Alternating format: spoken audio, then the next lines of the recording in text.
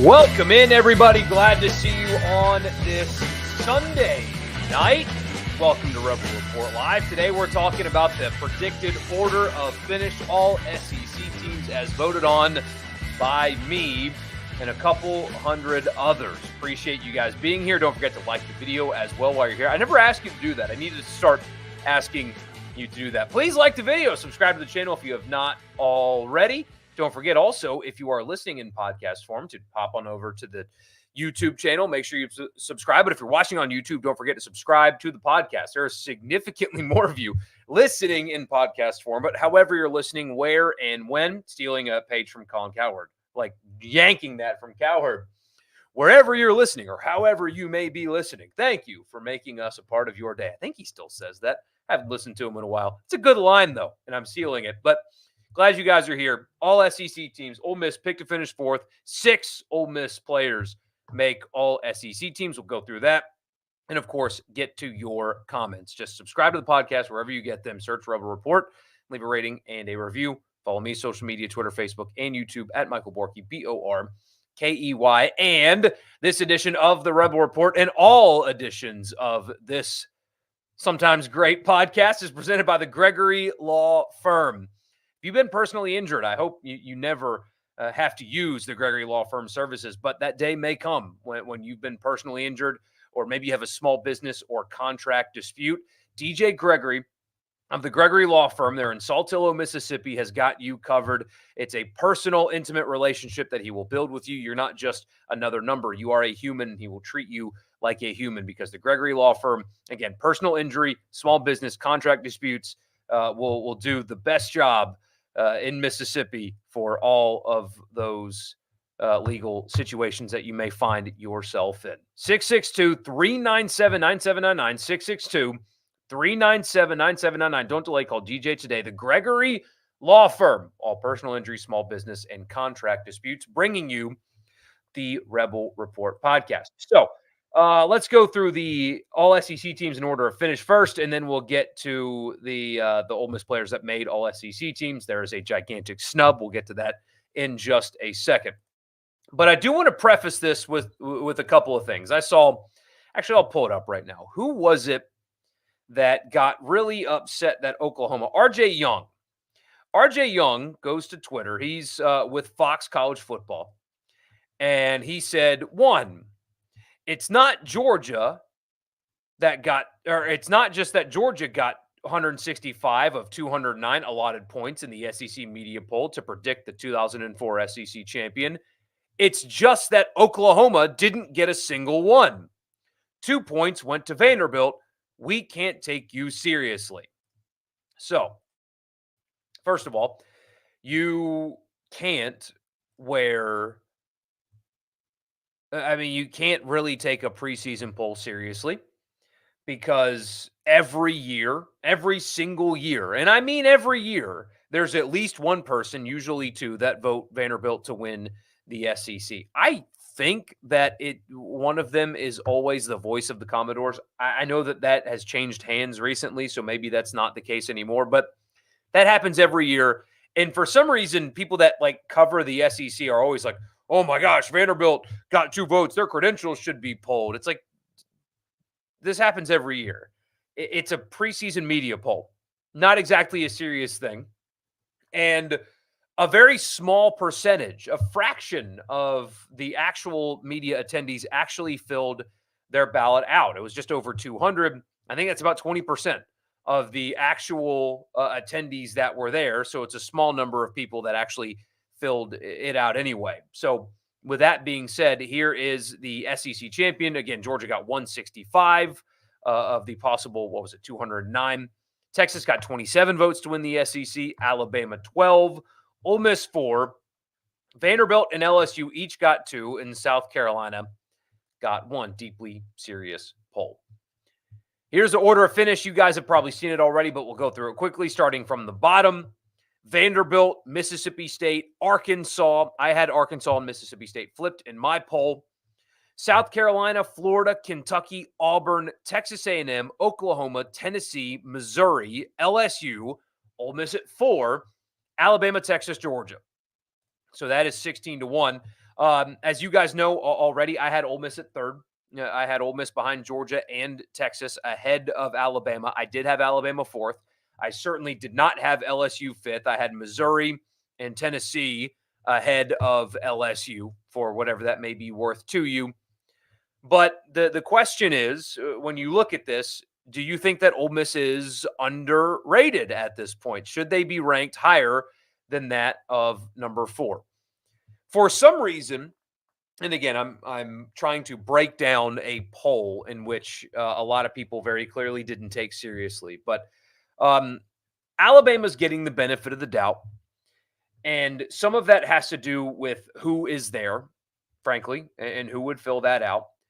But at least you can wrap your mind around voting Alabama ahead of Ole Miss. Again, I did not do it myself. I think Alabama's schedule is much more difficult than that of Ole Miss's. I think that Kalen DeBoer is excellent, but the schedule is pretty brutal. They're in Madison, Wisconsin in week 3. They have to play Georgia just like Ole Miss does. They are at Tennessee, who's going to be quite good. Top 10 Missouri is on their schedule. They're in Baton Rouge. They're in Norman. If you're doing the WL thing, if you're laying out WL, I mean, I don't see as of this moment, knowing what we know about these teams, that you could put Alabama ahead of Ole Miss at the present. Now, maybe some people voting just put Alabama where they put them because it's Alabama, and that's what people do. That is certainly a factor. But when I compare what I know about Ole Miss versus what I know about Alabama, what I know about the quarterback position at Ole Miss versus what I know about the quarterback position at Alabama, what I know about the schedule versus what I know, you guys catching a theme here. Ole Miss was ahead of Alabama in my poll, and I think that that is a far more rational choice than the one that ended up being the actual media vote here. Other qualms I've got about it, I mentioned LSU being where they are. I think that you guys have heard me say this before. I think that Texas A&M has a real chance of being better than people give them credit for. I like Kentucky ahead of Auburn. Florida, South Carolina, Arkansas are kind of interchangeable, frankly. If you wanted to put Mississippi State as well, if you wanted to flip flop those in any order you wanted, I understand why. Although I do think that Florida has a chance to get to the postseason and have a winning record. People, like state people, are just putting a W next to Florida, and I think that's a mistake. Florida is not an automatic win for Mississippi State or really almost anybody. So it's a preseason order of finish. I do think, though, if you were to inject Kalen DeBoer with truth serum, I don't like having takes like this because you can't quantify it, but oh well, I'm going to say it anyway. If you asked Kalen DeBoer privately and knew that you would get the true answer, hey, Kalen, whose roster would you rather have right now? Ole Miss or Alabama's? I think you would answer Ole Miss. Well, Alabama's deeper. Are they? Are you sure? Yes, there's a lot that they have recruited well. There's a lot of blue chip prospects on there, but even if Alabama's better from 70 to 85, Ole Miss is better from 1 to 22. And you need to be better at 1 to 22 than 75 to 85, or however you want to lay that out. Ole Miss's starters are better and more proven, at least, than that of Alabama's presently. And I think that if you offered Kalen DeBoer a trade, he would trade. I think if you offered Lane Kiffin a trade, he would reject said trade. But anyway, in terms of the all SEC teams, Carson Beck made first team quarterback. That's fine. That's actually how I voted as well. Both Trey Harris and Caden Prieskorn made first team preseason all SEC. Both absolutely deserved. Trey Harris alongside Luther Burden, by the way, for wide receiver. A lot of talk about Caden Prieskorn in Dallas at media days. A lot of people are really high on him. They saw what he was by the end of last season and realized that a healthy tight end with his skill set can just flourish in a Lane Kiffin offense. So I think a just and apt selection there. I had them both on my first team as well, for what that's worth. No Ole Miss offensive lineman at all in this one. Quinn Ewers was voted second team all SEC. That is not who I had second team. I had Jackson Dart as my second team All-SEC quarterback. I understand Quinn Ewers' selection. I'm not going to debate over that one, really. I get it. I think that people that put Ewers there have a solid argument. I think people that put Dart there also have a solid argument. That's fine for me. Whatever, not a big deal whatsoever. Ole Miss offense on the second team is not there. There's no Ole Miss offensive player on the second team. Third team quarterback, Jalen Milroe instead of Jackson Dart. Obviously, I did not make that selection myself. I would love for people to kind of show their work on that one. Again, if you ask Lane Kiffin right now, who would you rather have, Jackson Dart on your team or Jalen Milroe on your team? I promise you I know what that answer is, even in private with truth serum injected into his neck. The only explanation I have for this selection is the helmet that one wears versus the other. That's the only explanation that makes sense for why Jalen Milroe was selected on the All-SEC preseason team ahead of Jackson Dart is the helmet. That's the only thing that I can wrap my mind around. But anyway, Ulysses Bentley made third team running back. Good for him. As you guys heard yesterday, there is a line of thinking among NFL scouts, according to Jim Nagy of the Senior Bowl, that Bentley has a higher grade than that of Judkins and has that home run threat, that dynamic ability. If he stays healthy, there's a real chance that he has a really big year that will surprise some people. First team defense, Walter Nolan made first team All-SEC preseason defense on the defensive line. You have Stackhouse, Walker, Nolan, and Pierce on the defensive line. Those could be all first-round picks when their time comes. In the second team, you had Jared Ivey make second team defensive line. Was really happy to see that. Quite frankly, you guys know at this point how I feel about Jared Ivey and what I think not only he brings to the team, but what he brings to like college football as a whole. I think he's one of those guys that, he may not be a first round pick or anything like that, but you can't win without a Jared Ivey being on your team. And college football is better for having personalities like him in it. So I'm a big fan of his, especially after getting the chance to meet with him briefly in Dallas the way I did. I have become a real big fan of his, and I think his ability matches that great personality that he has as well. And finally, Princely made third team preseason All-SEC team on the defensive line. So that's a good sign because other people that have covered the SEC have watched Princely and Nolan. They have seen them at other places and think that they showed so much that even though they transferred to Ole Miss and it's a new system for them and new coaching and all that, they still belong on these preseason All-SEC teams. That's a really good sign for what Ole Miss is getting. And look, it's a preseason poll.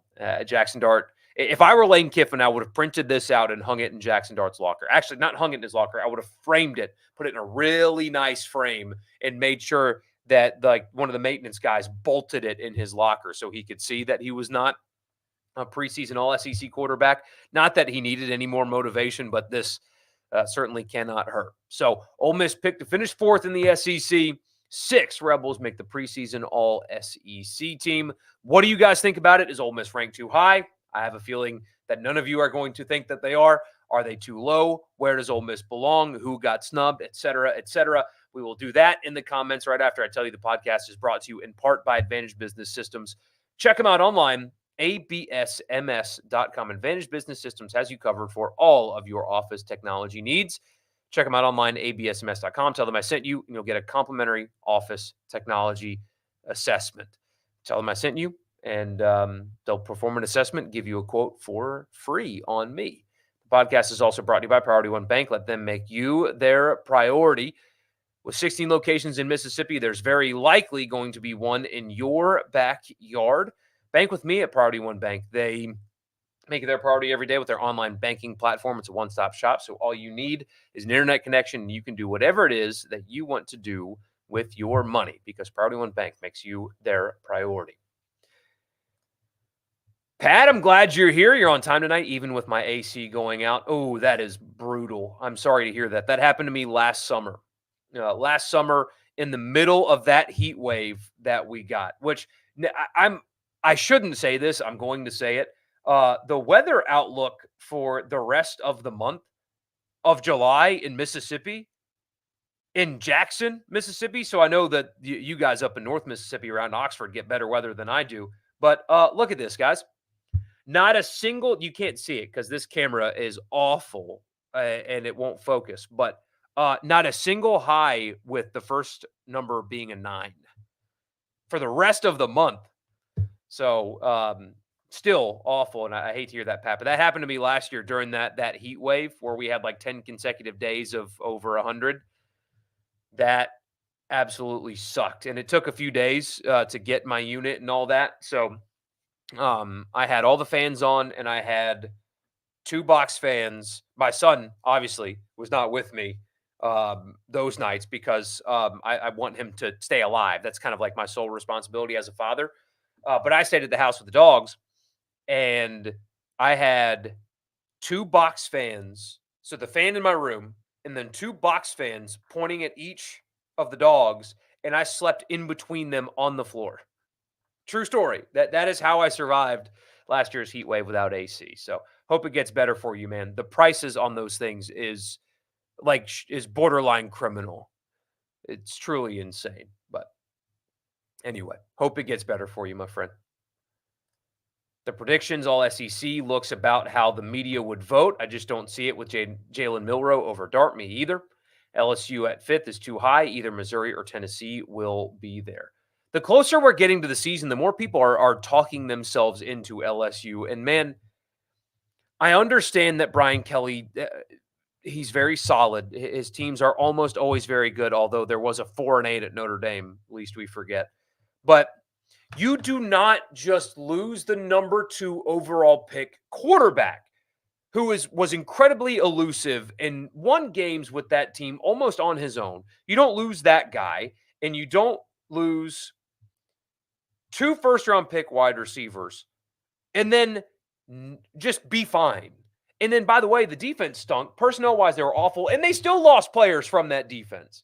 Like, a new coordinator doesn't fix the personnel issues that they had to the point where they can lose those 3 first-round picks, including the Heisman Trophy winning quarterback, and just be fine and just be competitive to the point where they're a playoff contender. It's not going to work like that. I will happily die on that hill, and if I'm wrong, I'm wrong. But, man, LSU is going to lose 3 or 4 games this season, which, that's still a good year for most people, but we're talking about year 3 of a coach at LSU. This team, this roster, there is no way any rational thinking person can look at what they have and think that's a playoff team. There is nothing about them that should make you think that other than helmet bias. That's it. Hey, Dad and Robbie always harp on it, but Mississippi State should not be picked below Arkansas every year. They should not. They simply should not. You keep hearing people are down on LSU, but the consensus you also keep seeing is 10-2. If LSU wins 10-2, I mean, what can be my punishment for being wrong about that? I don't know. I'll do something to eat crow, but my goodness, I mean, there is absolutely nothing about them paired with this schedule that tells you that they're going to the playoff. I mean, people just say, oh, yeah, they'll go to College Station and win. Why do you think that they'll go to College Station and win? Oh, yeah, they'll beat Alabama.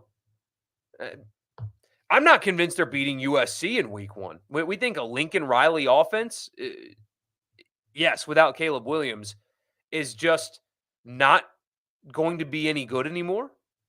They've got a challenge there.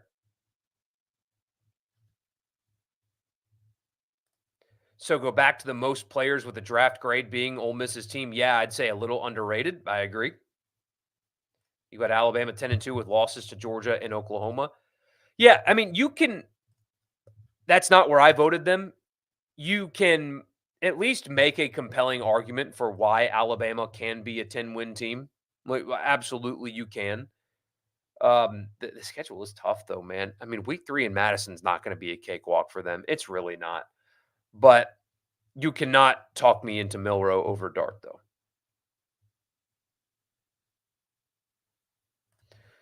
Josh Pate was pretty bold about Ole Miss tonight, picked them versus Texas in the SEC title. Texas wins in the 6th seed, winning a rematch versus Penn State, losing in the semis to Texas again. The only downside of that scenario is you have to play the extra game. That's the only downside. But Penn State and Oxford would be pretty incredible, wouldn't it? The thing about a guy like him, and I almost brought the interview that we did with him to you guys. I still might do that because he had actually a really interesting thing to say about what defines success for Ole Miss in 2024. And I agree with him, actually. If they, and we'll do the prediction thing later, but I think where I am falling for Ole Miss right now is if they win the SEC and get a bye, not getting past the first round is a little bit different than if they are hosting a playoff game or whatever. But I think that just getting to the playoff is not enough for Ole Miss in 2024. Like, if that happens and let's say they draw Penn State and they're the 6th seed and they lose in the first round, you can't turn around and say they had a bad year. Like, that was a bad season. It was a failure. You can't say that. But I do think that the expectations for this team should be higher than that. I think just making the 12-team playoff is not good enough for what this team, the potential of this team should be, if that makes sense. So if they make it there, I'm not going to sit here and tell you it's a bad season or a failure, but I do think with what they have, if they stay healthy, just getting there, I don't think is enough. I do not think is enough. Would a loss in the SEC championship and a loss in the college football playoff semifinal be a good season? Yes. Absolutely. A successful season? Yes. If they win a playoff game, absolutely. You got to choose 4 running backs. Yours were Etienne, Hunter, Johnson, and Justice Haynes at Alabama. I'd vote for Bentley, but health is always a concern. Princely has a 3rd team with laughing emojis. I actually understand why that happened. He's coming off of an injury, and there are, I mean, he talked about it himself, things that he has to get better on. There have been questions about motor, and he talked about it openly during the spring. So it's not like I'm reinventing the wheel here or saying anything that hasn't already been said by him, but he can be better than this selection. Absolutely, he can. But he himself has admitted that there's room for him to grow and room for him to get better. And when we're talking about guys like let me scroll up here. Like Pearson Stackhouse, for example, on the first team, him not being selected ahead of them is totally rational and understandable. So, but that's also something that if I were Pete Golding and Randall Joyner, I would also print out and frame and put it in his locker as well. 100%.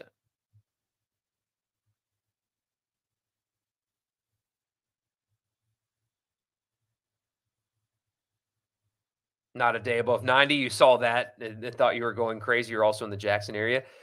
Yeah, man, it's still muggy as all get out though. I did a stump removal in my yard today. Like, but I didn't use a truck and a winch. Like I killed there was a group of trees, and anyway, I dug all that out today. It took me like an hour, but I was sweating like crazy after I was done too. So it's still, it's still not fun for Pat without his AC, but it's awesome. And yes, I did do some podcasts without AC last summer. I did. I absolutely did. I think I recorded one without being live, and I was literally only in my underwear. So there's a visual for you guys that you definitely did not want. But anyway, compare this team to 2019 LSU. Ooh, I don't want to do that yet. There's too many questions about this team to say that they will rival the greatest college football team of all time. I do. I mean, as you guys know, I like a lot about what this Ole Miss team has, but I do need to see some things first. I need to see the portal guys acclimate on the offensive line. I need to see a healthy Princely reach his potential, et cetera, et cetera. Before I start comparing them to that of 2019 LSU, that was possibly the greatest college football team of all time. So baby steps here with this conversation, but I'm with you. I'm with you on the high of big time expectations. They're there.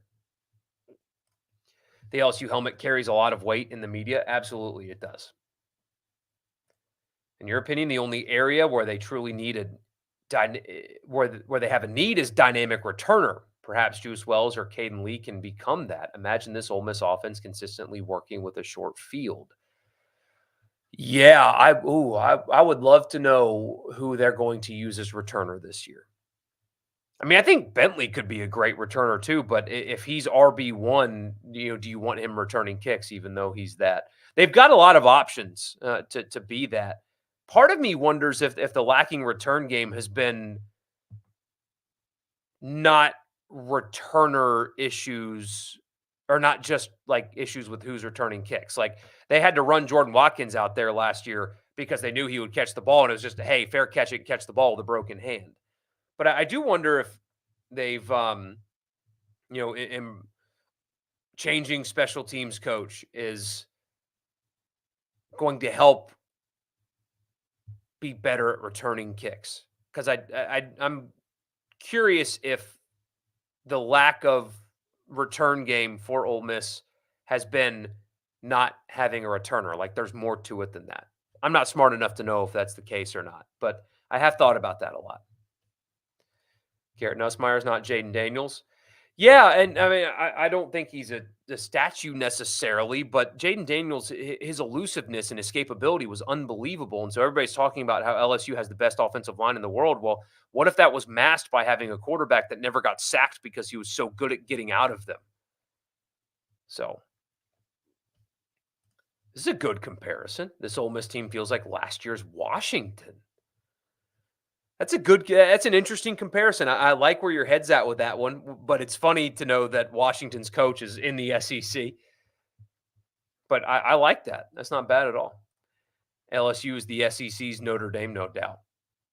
Brian Kelly has never won a major postseason/bowl game, and it's not like he's been at shitty jobs either. Forgive my language, but no, I mean, I know Notre Dame's got academic whatever, but you think Notre Dame truly struggles to get players to the point where when you get to the biggest games, you fail so spectacularly? And I know he's won double-digit games in each of the last few years at LSU, but are we going to pretend like the bowl game that they played in last year was anything of significance? No. And look at who they played and what state they were in. I have not been impressed with the first 2 years of Brian Kelly at LSU compared to what LSU can and should be. Like people are like they lose 3 games each of the first 2 seasons. Like that would be good at Arkansas. That'd be great at Arkansas. Lane Kiffin had a similar start at Ole Miss. I know the COVID year kind of throws a wrench into that comparison, but that's good there. We're talking about LSU. What at all has been impressive about what the teams have been? Nothing. Nothing at all has been impressive about the teams in totality and what they've been. There are a lot of other coaches that would have fared better in the first 2 years than Brian Kelly. There are. We're talking about LSU.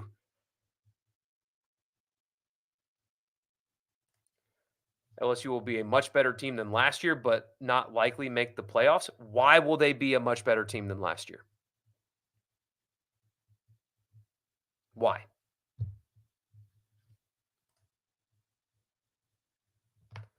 What's their over-under? Let's see. Let's find out.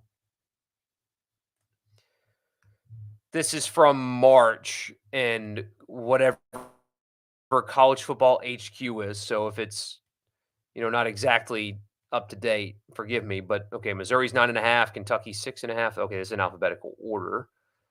Let's find LSU for you. It's not in alphabetical order. It's just all over the place. Whatever.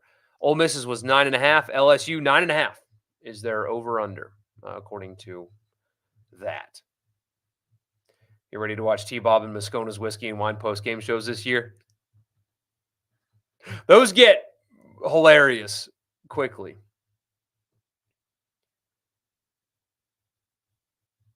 Good guys too, it seems. I've really enjoyed the very few times I've had the opportunity to talk to Matt Moscona.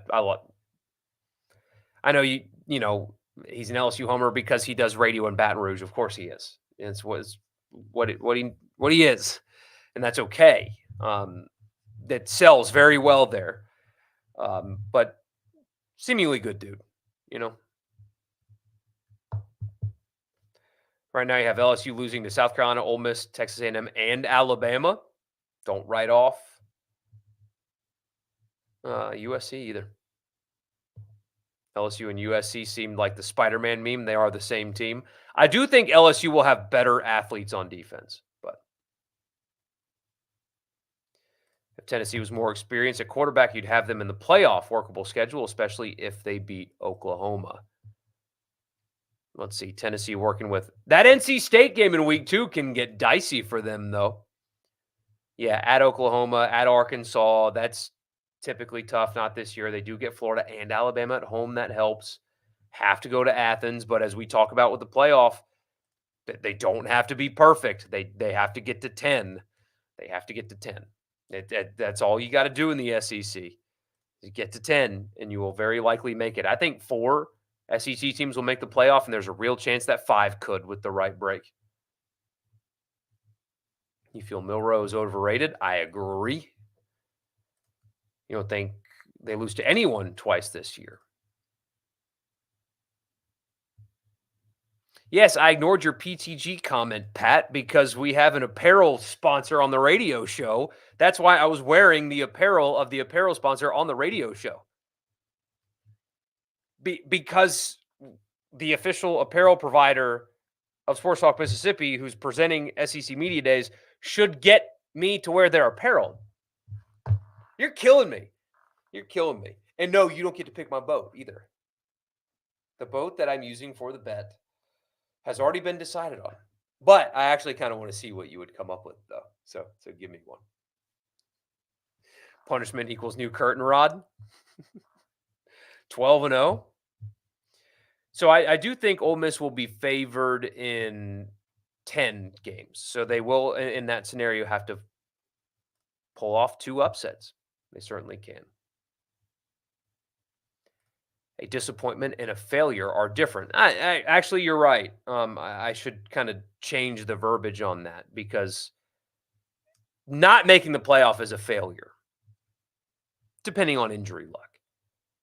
Making the playoff and not winning a game is disappointing.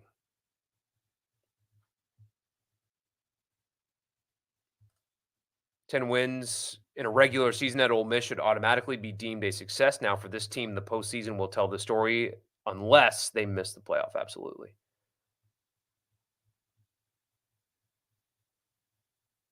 9-3 under any circumstance is a failure. I don't know, man. If you lose Dart in like week 2, that makes things really, really difficult.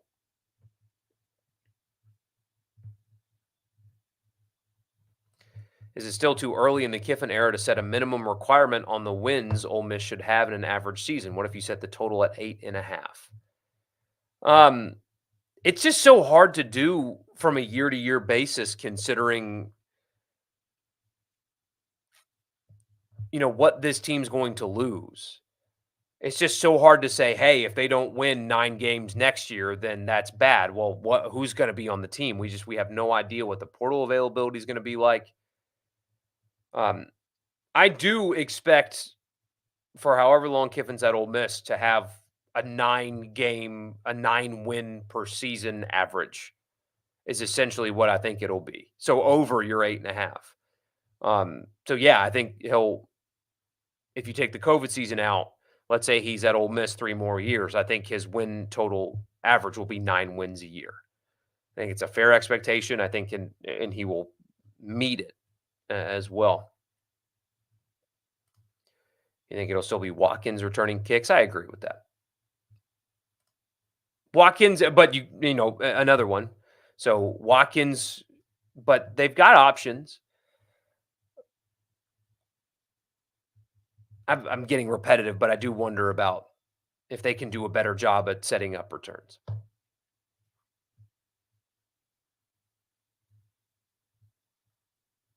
Average of 8.5 to 9.5, and there's a statue for Kiffin, depending on how long he stays. Absolutely. T-Bob thinks LSU's defensive line is trash because he's right. It is. They lost a couple of NFL players on that defensive line, and then they portaled like crap. And so they're going to need true freshmen or sophomores with next to no experience to have massive roles in the SEC. That's a recipe for disaster. Says the O-line is the best they ever had. They have a lot of preseason accolades for sure.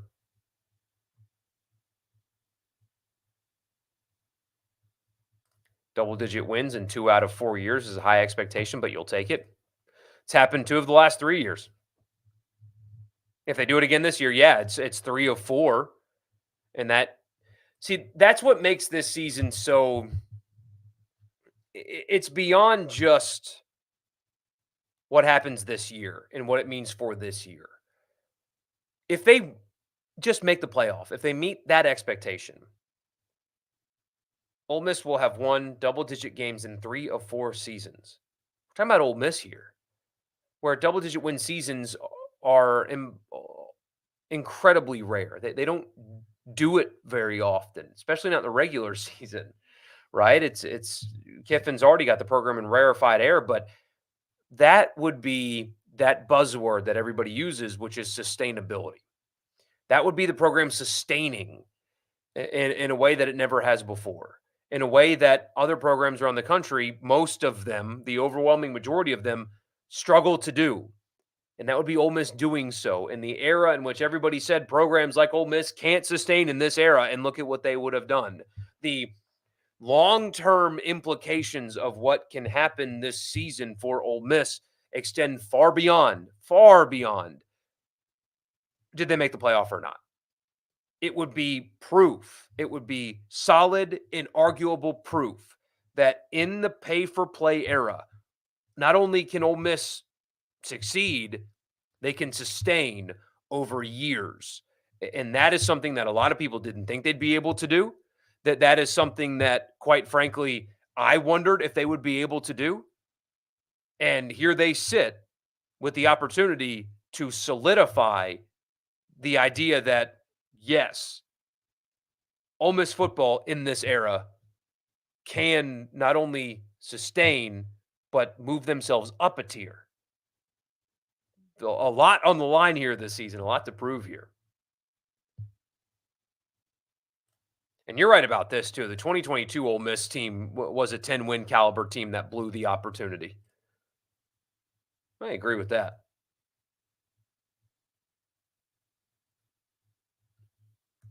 After State trying to destroy Ole Miss's program, you like seeing their program struggle.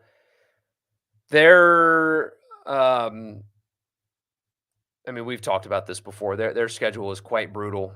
For a first-year head coach with a first-time defensive coordinator, having to play this schedule is brutal. You guys know it already. Their 4 road games are going to be preseason top 15 teams. 3 of them are going to be preseason top 10 teams: Texas, Georgia, Tennessee, Ole Miss. 2 of their 4 home conference games are Texas A&M and Missouri, teams that will have very significantly, or they will have a significantly better roster than that of Mississippi State's. And the other 2 are Florida and Arkansas. I think they'll beat Arkansas. I think Arkansas is going to be a disaster. And then they're on the road at 9:30 at night at Arizona State. That schedule it's brutal. It's absolutely brutal for them.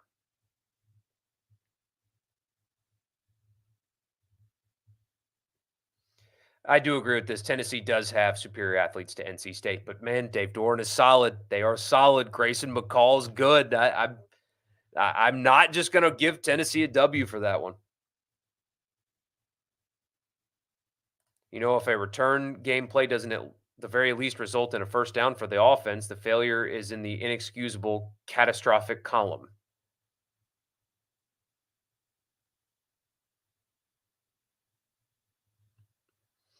Notice at media days, all Hugh was copying Kiffin again. Went without a tie. Dude is so unoriginal. Got the whole. I love that this happens, and it's always Auburn, right? This isn't just Hugh Freeze here. History repeating itself at Auburn. How many times have you guys heard offensive-minded coach after disappointing season takes play calling duties back? It's amazing to me. And I saw the Chris Lowe, although he was sharing a Heather Dinich article, but called Hugh Freeze like the best play caller in the game or whatever. And it's like, if he is so good at calling, if he really is the most dynamic play caller and he's so great at it, why on earth did he choose not to call plays and allow somebody that he claims was not competent enough to do it all season long? I hate this kind of offseason stuff. It's truly, how do people in my business not see through stuff like that? How do we not see through stuff like that? Disappointing season, taking play calling duties back because I can do it better than, and I need it's, and it's always Auburn. Every single, I mean, how many times have you heard this with Auburn? How many times? Brilliant offensive minded head coach just allowed somebody else to call plays and they stayed out of it. And Hugh Freeze had no influence in the offense last year at all, except for when the plays went well. Literally said that. So we don't need to go down that road today. It's just, anyway. Yet again, here we are doing the same thing that we do every year with Auburn.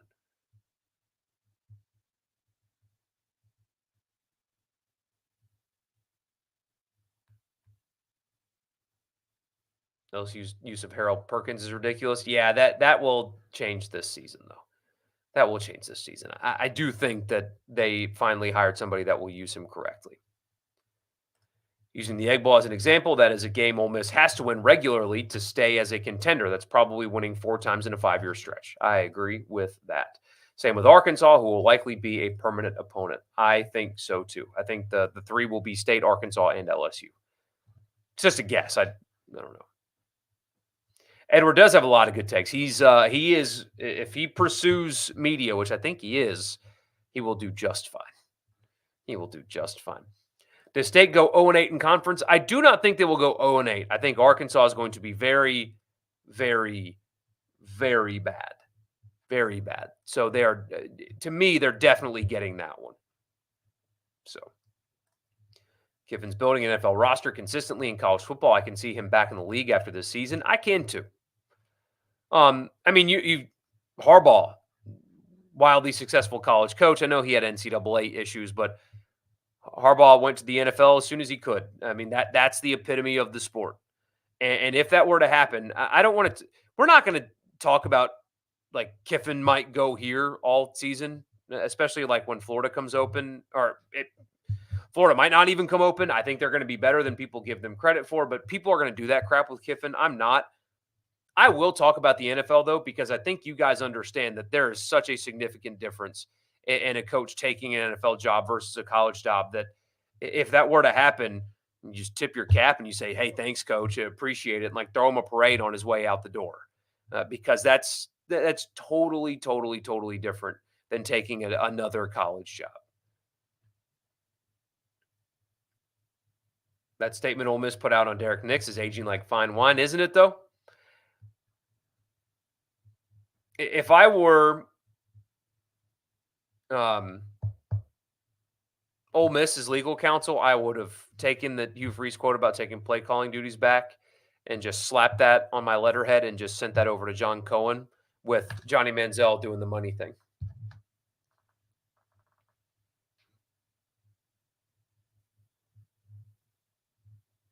You know, he blamed the OC last year, but when do you think Freeze breaks this year and blames Nix? Let's see. When will that happen?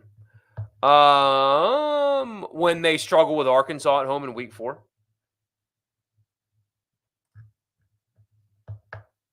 Anyway. anyway, I appreciate you guys. You are the absolute best. Please don't forget to like the video and all that good stuff. I'm going to hang it up for the night. We are getting closer and closer to the season. I thought, and I incorrectly thought, that Ole Miss started like camp activities this week. It is not this week. I believe it's early next week. So getting very close, very, very close. Appreciate you guys. Thank you, as always. You have a great rest of your night, and I will see you live on Tuesday night. Y'all have a good one.